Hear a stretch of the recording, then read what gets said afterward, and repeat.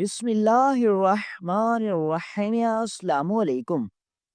مصر کے شہر قاہرہ کے قاضی کے پاس دو تاجر مقدمہ لے کر آئے اور دونوں قاضی صاحب سے مخاطب ہو کر کہنے لگے، قاضی صاحب، ہم چاہتے ہیں کہ آپ ہمارا مقدمہ سنیں اور ہم دونوں کے درمیان انصاف پر مبنی فیصلہ کریں، لیکن ہماری دو شرطیں ہیں۔ یہ سن کر قاضی بڑا حیران ہوا اور کہا، کون سی دو شرطیں؟ تو ان دونوں تاجروں نے کہا، قاضی صاحب، ہم دونوں یہ چاہتے ہیں کہ آپ جو بھی فیصلہ کریں اس فیصلے پر ہم دونوں متفق ہوں۔ یہ نہ ہو کہ ایک فیصلے سے خوش ہو اور دوسرا متفق نہ ہو۔ اور ہماری دوسری شرط یہ ہے کہ آپ ہمارا مقدمہ قاہرہ شہر کے بیچ بازار کے اندر سنیں، کیونکہ جو چیز ہم دونوں کے درمیان جھگڑے کی وجہ بنی، ہم چاہتے ہیں کہ وہ غلطی باقی سبھی تاجر دوبارہ بازار کے اندر نہ کریں اور دوبارہ بازار کا نظام خراب نہ ہو۔ یہ سن کر قاضی ان دونوں کی شرطیں مان گیا، کیونکہ وہ قاہرہ شہر کے نامور تاجر تھے۔ اب اگلے دن بیچ بازار کے اندر عدالت لگی اور سب سے پہلے قاضی صاحب نے ایک تاجر سے پوچھا، بتاؤ تم اس بارے میں کیا کہنا چاہتے ہو؟ تو اس تاجر نے اپنی صفائی میں چند جملے بولے۔ پھر قاضی صاحب نے دوسرے تاجر سے کہا کہ تم اپنی صفائی میں کیا کہنا چاہتے ہو؟ تو دوسرے تاجر نے اپنی صفائی میں چند جملے بولے۔ تو قاضی صاحب نے ان دونوں کے بیانات سننے کے بعد تھوڑی دیر سوچ میں پڑ گئے اور پھر قاضی صاحب نے ان دونوں کے درمیان فیصلہ کیا۔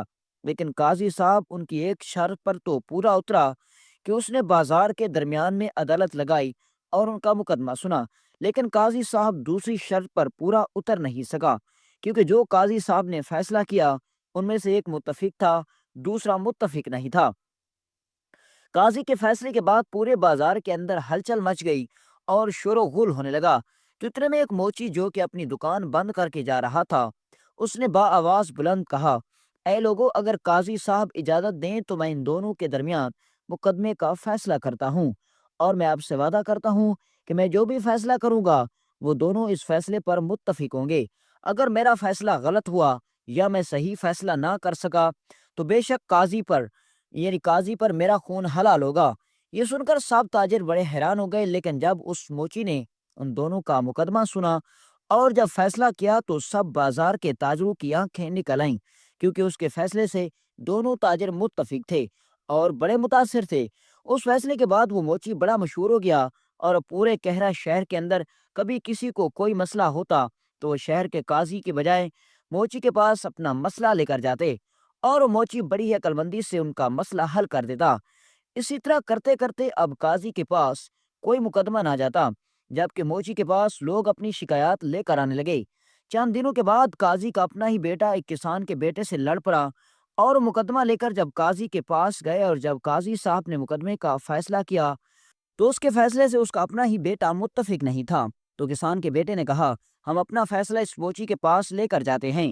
اور جب وہ دونوں اپنا مقدمہ موچی کے پاس لے کر گئے اور جب اس موچی نے مقدمے کا فیصلہ کیا تو ان دونوں کے رونگٹے کھڑے ہو گئے، کیونکہ اس کے فیصلے سے دونوں متفق تھے۔ جب اس بات کی خبر قاضی صاحب کو لگی کہ وہ موچی تو پر نکال رہا ہے، اور قاضی صاحب نے اپنے سپاہیوں کو حکم دیا کہ جا کر اس موچی کو پکڑ کر لے آؤ، لیکن جب قاضی کے سپاہی پکڑنے کے لیے گئے تو اس موچی نے کچھ ایسا کیا کہ جس سے قاضی کے سپاہیوں کے سر چکرا گئے، کیونکہ دوستو یہ واقعہ بڑا ہی دلچسپ اور منفرد واقعہ ہے۔ دوستو، مصر کے گاؤں کے اندر ایک سوداگر رہتا تھا۔ وہ سوداگر گھوڑوں کا بہت شوقین تھا اور اس کا ایک استبل تھا جس کے اندر سینکڑوں نہیں بلکہ ہزاروں کی تعداد میں قیمتی گھوڑے تھے۔ وہ سوداگر بڑا ہی رحم دل اور سخی انسان تھا۔ جتنا اس کے پاس دولت تھی وہ اتنا ہی سخی تھا۔ اس کے علاقے کے اندر کبھی کسی غریب کو کوئی مشکل پیش آتی تو اس کے علاقے کے لوگ وقت کے سلطان کے پاس مدد لینے کی بجائے سوداگر کے پاس آتے، اور سوداگر کی زندگی میں کبھی ایسا دن نہیں گزرا تھا کہ اس کے دروازے سے کوئی غریب یا ضرورت مند خالی لوٹ کر گیا ہو، اور اسی وجہ سے اس علاقے کے لوگ سوداگر سے بڑی محبت کرتے تھے۔ ان دنوں ایک قافلہ قاہرہ شہر کی طرف جا رہا تھا۔ راستے میں شدید بارش ہوئی، جس کی وجہ سے قافلے کے لوگ اپنے آپ کو محفوظ رکھنے کے لیے ادھر ادھر بھاگنے لگے۔ کوئی کسی طرف چلا گیا تو کوئی کسی طرف۔ اسی قافلے کے اندر ایک بوڑھی عورت اور اس کی ایک نوجوان بیٹی آ رہی تھی۔ ان کے پاس سر ڈھانپنے کے لیے کوئی خاص جگہ نہیں تھی، لہذا بوڑھی عورت نے اپنی بیٹی کو کہا، باقی قافلے کے لوگوں کے پاس تو اپنے خیمے ہیں، لہذا انہوں نے اپنے آپ کو محفوظ کر لیا، لیکن ہمارے پاس کوئی خیمہ نہیں، کوئی ٹھکانہ نہیں۔ اگر اسی طرح ہم مسلسل کھلے آسمان تلے رہے تو یہ بارش ہمیں زندہ نہ چھوڑے گی، لہذا ہمیں کوئی ٹھکانہ تلاش کرنا ہوگا۔ تو اس کی بیٹی نے کہا، اماں جان، پھر میں کیا کروں، آپ بتائیں۔ تو اس کی بوڑھی ماں نے کہا کہ میں اس راستے سے ایک دفعہ پہلے بھی گزری تھی، پہاڑی ہے، اور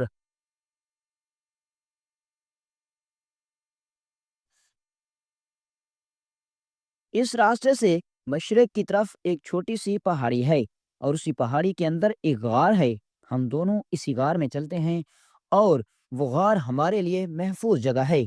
اب وہ دونوں اس غار کی طرف چل پڑیں، اور تھوڑی دیر سفر کرنے کے بعد وہ اس غار کے دہانے پر پہنچ چکی تھیں۔ بوڑھی عورت نے سب سے پہلے اندر قدم رکھا اور پھر اپنی بیٹی کو کہا کہ اس غار کے اندر کوئی نہیں ہے، تم اندر آ جاؤ۔ اب بوڑھی عورت اور اس کی نوجوان بیٹی نے وہ ایک دن اور رات اسی غار کے اندر گزاری، اور ان کے پاس جو کھانے کے لیے موجود چیزیں تھیں وہ ختم ہو چکی تھیں۔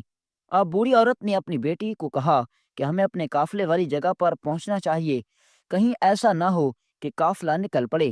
لیکن بدقسمتی سے کہ جب بوڑھی عورت اپنی بیٹی کو لے کر قافلے والی جگہ پر پہنچی تو قافلہ وہاں سے جا چکا تھا، ان کے پاس کوئی سواری نہیں تھی۔ یہ دیکھ کر بوڑھی عورت بڑی پریشان ہوئی، اور اس نے اپنی بیٹی کو کہا کہ ہمارے پاس نہ ہی کوئی سواری ہے، نہ ہی ہمارے پاس اتنی زیادہ رقم موجود ہے، اور نہ ہی ہمارے پاس کوئی کھانے پینے کے لیے چیز، لہٰذا اب ہم کیا کریں گے؟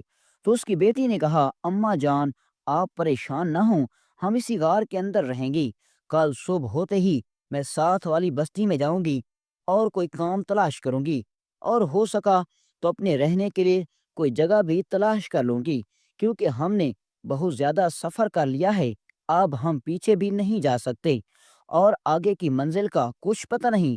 تو اس کی بوڑھی ماں نے اپنی بیٹی کو ساتھ لیا، اور وہ دوبارہ غار کے اندر پہنچ گئیں۔ انہوں نے وہ رات وہاں گزاری۔ صبح سویرے ہوتے ہی بوڑھی عورت نے اپنی بیٹی کو کہا، بیٹی، تم یہی غار میں بیٹھ کر میرا انتظار کرنا، میں ساتھ والی بستی میں جا کر کچھ کام تلاش کرتی ہوں۔ تو اس کی بیٹی نے کہا، اماں جان، یہ آپ کیا کہہ رہی ہیں؟ میرے ہوتے ہوئے آپ کیوں جائیں گی؟ آپ یہاں آرام کریں، میں جاتی ہوں اور کوئی کام تلاش کرتی ہوں۔ تو اس کی ماں نے کہا، بیٹی، تم اس دنیا کو نہیں سمجھتی، تم نوجوان ہو اور خوبصورت بھی ہو، اور دوسری بات کہ تم اکیلی ہو، تم جہاں بھی جاؤ گی لوگ تمہیں بھوکے بیڑیے کی طرح دیکھیں گے۔ اس کی بیٹی نے کہا، نہیں اماں جان، کسی کے اندر اتنی جرت نہیں کہ کوئی مجھے غلط نظر سے دیکھے۔ اس کی بیٹی نے اپنی ماں کے ساتھ وعدہ کیا کہ میں اپنی حفاظت خود کروں گی، اور وہ پھر چل پڑی۔ اب وہ چلتی چلتی اسی بستی کے اندر آ پہنچی جس بستی کے اندر وہ نامور سخی سوداگر رہتا تھا، جو اپنی سخاوت میں پورے علاقے کے اندر مشہور تھا۔ لیکن ان کی بدقسمتی کہ جب وہ لڑکی لوگوں سے سوداگر کے بارے میں سن کر اس کی حویلی کے دروازے پر پہنچی تو اسے پتہ چلا کہ وہ سوداگر تو کسی کام کے سلسلے میں منصورہ شہر گیا ہوا ہے، اور حویلی میں کوئی نہیں ہے جو اس کی مدد کر سکے۔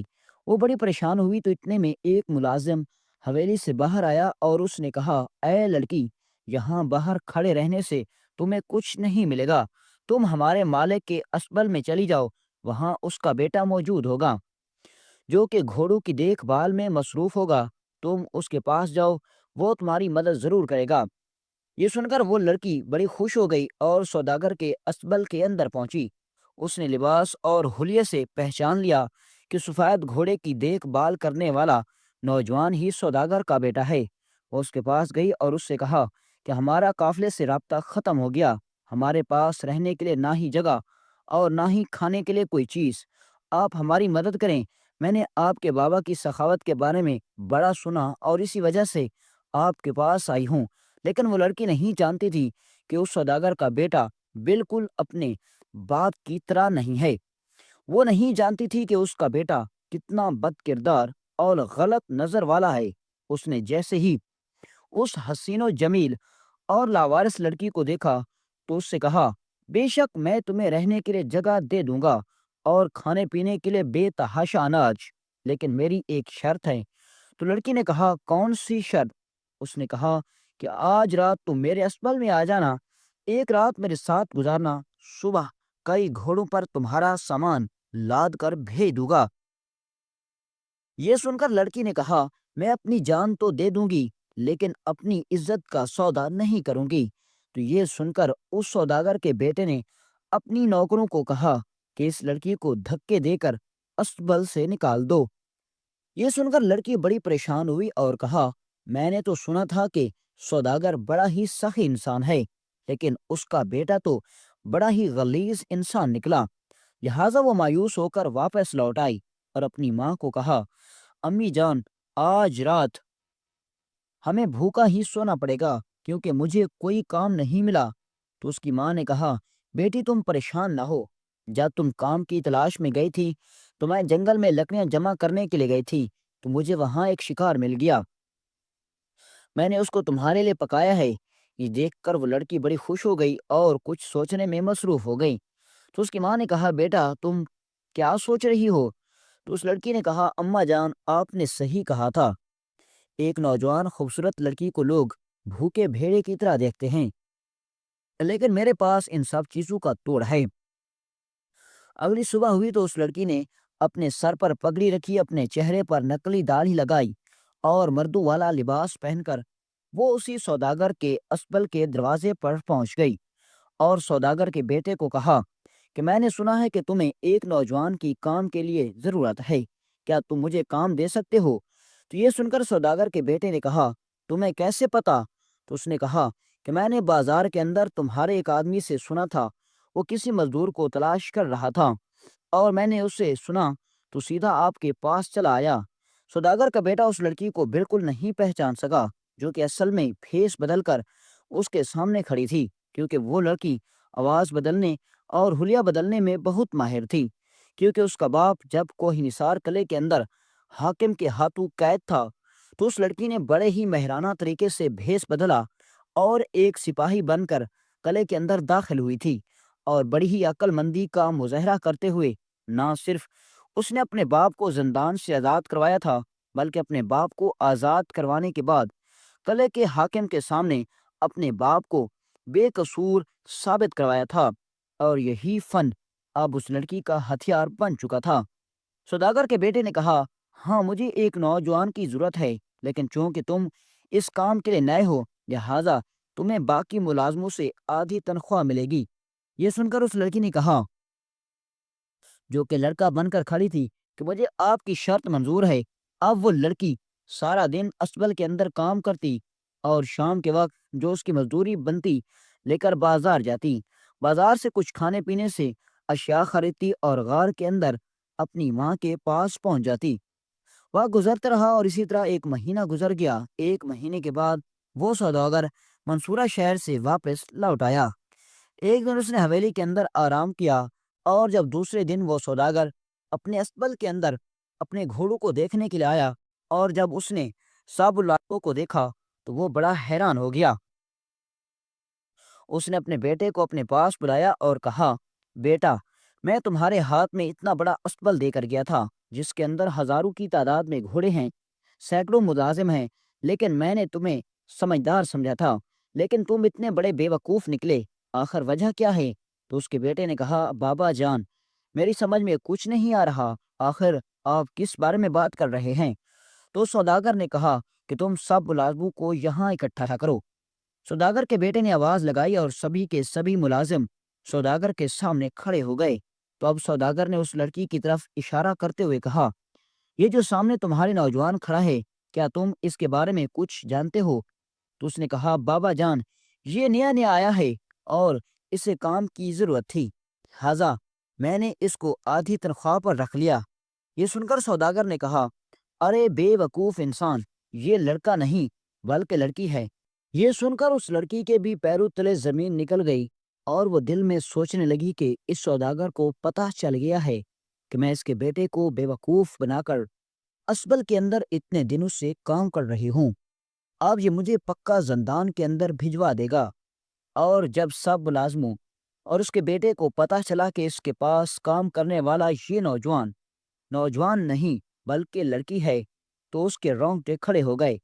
تو سوداگر نے اس لڑکی سے کہا، بتاؤ آخر تمہیں ایسی کیا ضرورت آن پڑی کہ تمہیں اپنا حلیہ چھپا کر ایک نوجوان بن کر استبل کے اندر کام کرنا پڑا؟ تو اس لڑکی نے اپنے چہرے سے جب نکلی داڑھی اور سر سے پگڑی اتاری تو دیکھ کر سوداگر کے بیٹے کے پیروں تلے زمین نکل گئی۔ جب سوداگر نے اپنے بیٹے کو گھبرایا ہوا دیکھا تو سوداگر نے کہا، اے میرے فرزند، آخر تم اتنے پریشان کیوں ہو گئے ہو؟ تو اس لڑکی نے کہا، اے سوداگر، میں آپ کے پاس بڑی آس لے کر مدد مانگنے کے لیے آئی تھی، اور جب آپ کی حویلی آئی تو آپ وہاں موجود نہیں تھے، اور جب میں آپ کے بیٹے کے پاس مدد لینے کے لیے آئی تو اس نے میرے جسم کے بدلے میں میری مدد کرنے کا مطالبہ کیا، اور مجھے مجبوری میں یہ بھیس بدل کر کام کرنا پڑا۔ میں بالکل شرمندہ نہیں ہوں، کیونکہ میں نے اپنے جسم کو نہیں بیچا بلکہ محنت سے مزدوری سے یہاں کام کر رہی ہوں۔ یہ سن کر سوداگر غصے میں لال ہو گیا، اور اس نے اپنے سپاہیوں کو حکم دیا کہ میرے بیٹے کو فوراً پکڑ کر زندان کے اندر بند کر دو، اور جتنے دن یہ لڑکی یہاں لڑکا بن کر کام کرتی رہی ہے اتنے دن میرا بیٹا زندان کے اندر بند رہے گا۔ سوداگر کا حکم ملتے ہی سپاہیوں نے سوداگر کے بیٹے کو پکڑ کر قاضی صاحب کے پاس لے گئے اور کہا، قاضی صاحب، سوداگر صاحب نے کہا ہے میرے بیٹے کو 1 ماہ تک زندان کے اندر بند رکھنا، کیونکہ اس نے ایک مجبور لڑکی کا ناجائز فائدہ اٹھانے کی کوشش کی۔ یہ سن کر قاضی صاحب نے سپاہیوں کو حکم دیا کہ اس نوجوان کو زندان کے اندر بند کر دو، اور پھر سوداگر نے قاضی صاحب کو یہ بھی پیغام بھجوایا کہ میرے بیٹے کے ساتھ وہ سلوک رکھا جائے جو باقی عام قیدیوں کے ساتھ رکھا جاتا ہے، اور میرا بیٹا باقی سبھی قیدیوں کے ساتھ زمین پر سوئے گا۔ یہ سن کر قاضی بڑا حیران ہو گیا اور کہا کہ میں نے اس سوداگر جیسا انصاف پسند باپ کبھی نہیں دیکھا۔ اب تاجر نے اس لڑکی کو کہا کہ تمہاری ماں کہاں رہتی ہے، اور آخر تم کہاں سے آئی ہو؟ تو اس نے کہا، حضور، میرے بابا کے مرنے کے بعد ہمارے چچا نے ہمیں گھر سے نکال دیا اور ہمارے گھر پر قبضہ کر لیا۔ ہم منصورہ شہر کے ایک چھوٹے سے قصبے کے اندر رہتے تھے۔ جب ہم نے دیکھا کہ ہمارا یہاں کچھ نہیں بچا تو ہم کہرہ شہر کی طرف آنے والے قافلے کے ساتھ چل پڑے۔ جب ہمارا قافلہ کہرہ کی سرحد کے اندر داخل ہوا تو اچانک تیز بارش ہونا شروع ہو گئی۔ ہر کوئی اپنی حفاظت کرنے کے لیے خیموں کے اندر چلا گیا، لیکن ہمارے پاس حفاظت کے لیے کوئی چیز نہیں تھی، لہٰذا میں اور میری بوڑھی ماں غار کے اندر چھپ گئے۔ لیکن اگلی صبح ہم اس پڑاؤ والی جگہ پر پہنچے تو قافلہ جا چکا تھا، اور اب ہم اس دن سے اس غار کے اندر رہ رہے ہیں۔ یہ سن کر سوداگر نے اپنے ایک سپاہیوں کو حکم دیا کہ میرا فلانا مکان جو گاؤں کے نکر پر فارغ کھڑا ہوا ہے، ان کے تالے کی چابی انہیں دے دو، اور بوڑھی عورت اور اس نوجوان لڑکی کی جتنی بھی ضروریات زندگی کی چیزیں ہیں ان کے گھر میں پہنچا دو۔ اور سوداگر نے اس لڑکی کو کہا، تمہیں کسی بھی چیز کی ضرورت ہو تو میرے تک پیغام پہنچا دینا، تیری ہر ضرورت پوری کی جائے گی۔ یہ سن کر وہ لڑکی بڑی خوش ہو گئی اور اس نے کہا، سوداگر صاحب، میں نے جیسا کہ آپ کے بارے میں سنا تھا آپ اس سے بھی زیادہ سخی انسان نکلے۔ سوداگر نے کہا، بیٹی، تم اب چلی جاؤ اور اپنی ماں کو لے کر اس مکان میں سکونت اختیار کر لو۔ وہ لڑکی وہاں سے چلی گئی، اور سوداگر جو کہ کئی دنوں کے بعد اس اسبل کے اندر آیا تھا وہ بھی وہاں سے چلا گیا، اور اس نے ایک سمجھدار ملازم کو پورے اسبل کا نظام اپنے بیٹے سے لے کر دے دیا۔ وہ گزرتا رہا۔ جب ٹھیک 1 مہینہ گزرا تو سوداگر دوبارہ اسبل کے اندر آیا، اور اس نے اپنے ایک سپاہی کو قاضی کے ہاتھوں پیغام بھجوایا کہ حضور، سوداگر صاحب کہہ رہے ہیں کہ میرے بیٹے کی سزا کا وقت پورا ہو چکا ہے، آپ مہربانی فرما کر میرے بیٹے کو رہا کر دیں۔ قاضی صاحب نے حکم دیا اور اس کے بیٹے کو رہا کر دیا گیا۔ اب وہ ملازم اور سوداگر کا بیٹا اسبل کے اندر پہنچے تو سوداگر نے اپنے بیٹے کو اپنے پاس بلایا اور کہا کہ میں نے تمہیں ایک واقعہ سناتا ہوں۔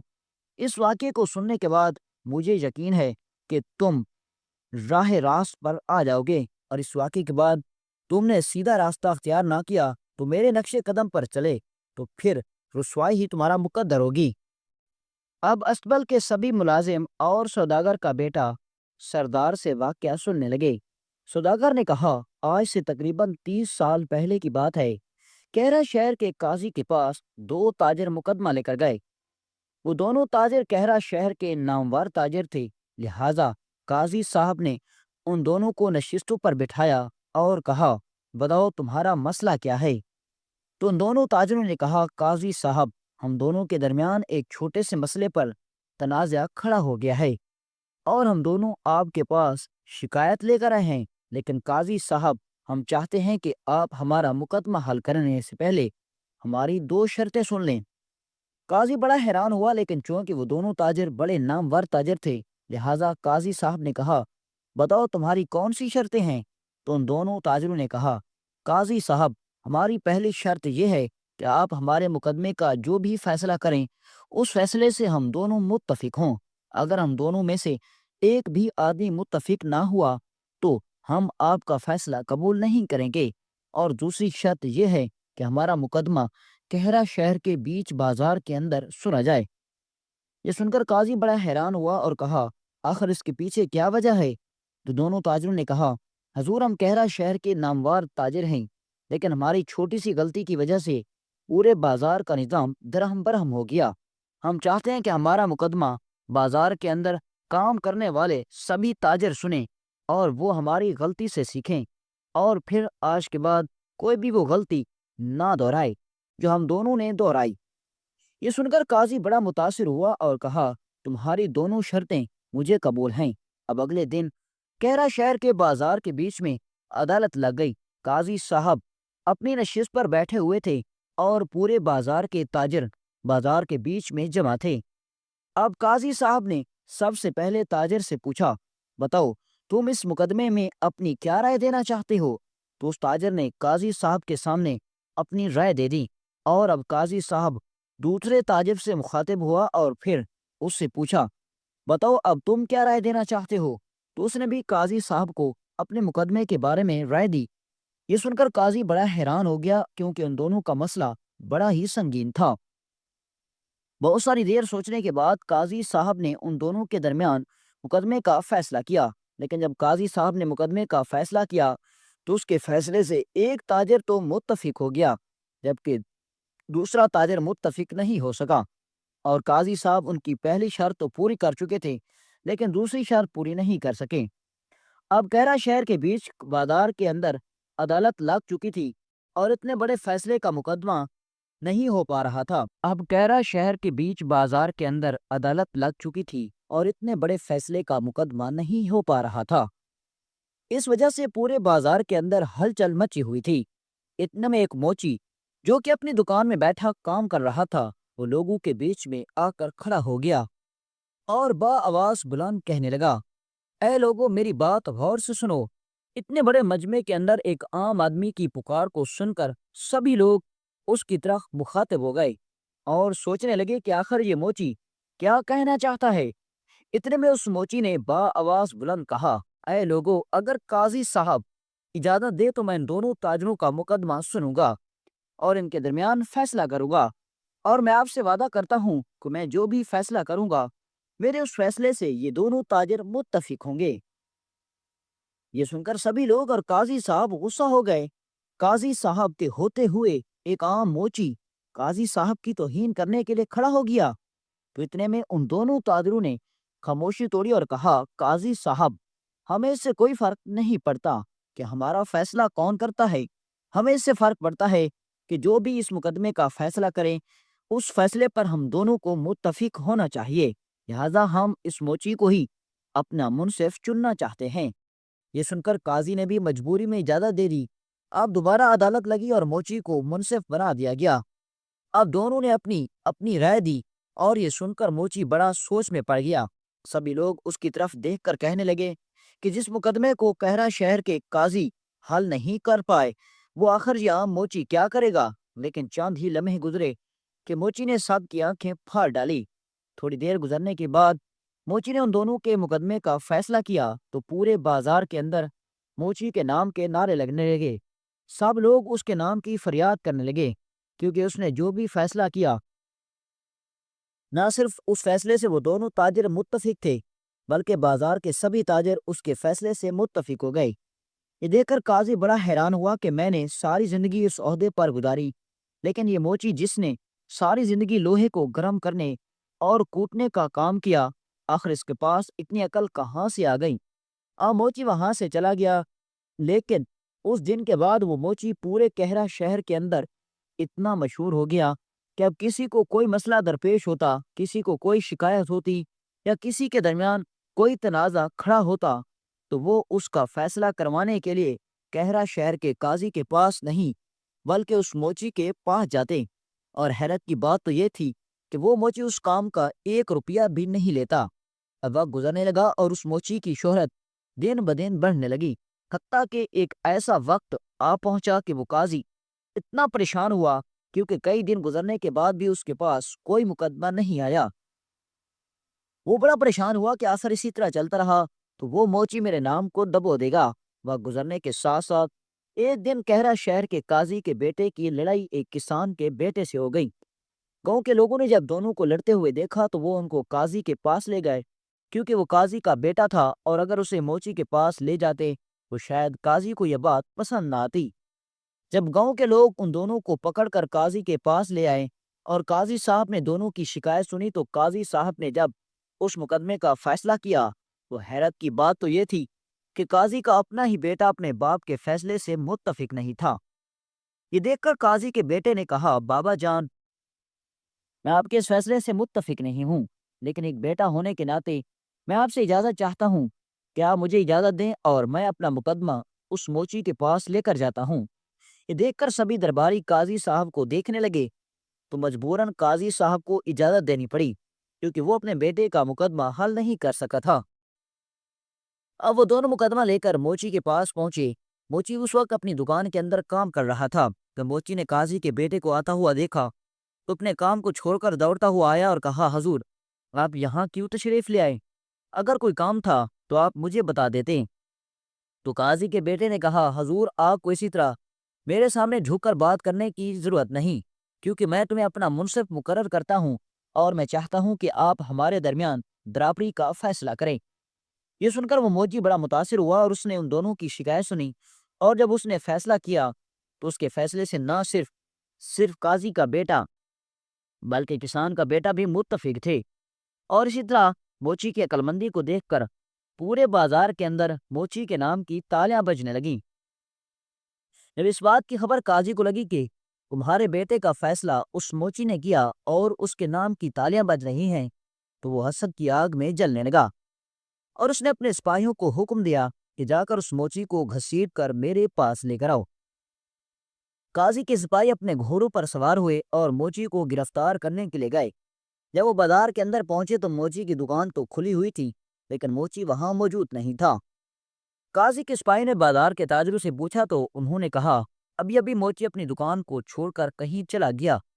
جب قاضی کے سپاہی اپنے گھوڑوں پر سوار ہو کر اس کو تلاش کرنے لگے تو بازار کے باہر جھاڑیوں کی طرف جانے والے راستے پر موچی کے پیروں کے نشانات تو واضح تھے، لیکن وہ خود نظر نہیں آ رہا تھا۔ قاضی کے سپاہی سمجھے کہ شاید وہ ہماری آمد کو سن کر بھاگ گیا ہے، اور اس کے نشانات کا تعاقب کرتے ہوئے ایک غار کے دہانے پر پہنچے۔ اور جب غار کے دہانے پر پہنچے تو انہوں نے دیکھا کہ سپاہیوں کے پیروں تلے زمین نکل گئی۔ اس نے دیکھا کہ ایک بھوکا بھیڑیا جو کہ غار کے اندر بالکل زخمی پڑا ہوا تھا، اور وہ موچی بیٹھا اس کے زخموں پر مرہم پٹی کر رہا تھا، اور اس بھیڑیے کے آگے گوشت پڑا ہوا تھا جو کہ وہ گوشت کھا رہا تھا۔ شاید یہ موچی نے اس کے آگے رکھا تھا۔ یہ دیکھ کر قاضی کے سپاہیوں میں سے جو سب سے بڑا سپاہی تھا اس نے کہا، رک جاؤ، ہم ایسے انسان کو کیسے ذلیل کر سکتے ہیں جس کو اللہ نے عزت دی ہو؟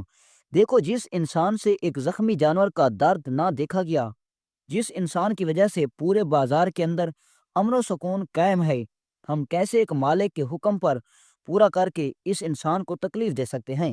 بے شک ہم اس کو قاضی کے پاس تو لے جا کر جائیں گے، لیکن بڑے ہی ادب و احترام سے۔ باقی سپاہیوں نے اس سپاہی کے ہاں میں ہاں ملائی اور انہوں نے قاضی کے فیصلے کے بارے میں موچی کو بتایا تو موچی اس سپاہیوں کے گھوڑے پر سوار ہو کر ان کے ساتھ پہنچ گیا۔